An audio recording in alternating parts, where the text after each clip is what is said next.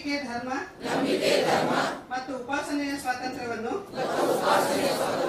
ಸ್ಥಾನಮಾನ ಮತ್ತು ಅವಕಾಶಗಳ ಸಮತೆಯನ್ನು ಉಪಾಸನೆಯ ಸ್ವಾತಂತ್ರ್ಯವನ್ನು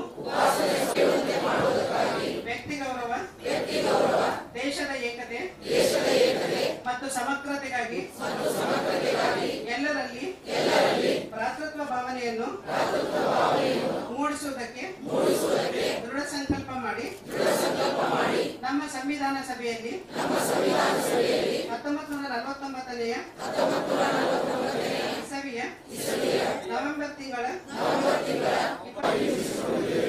ಧನ್ಯವಾದ.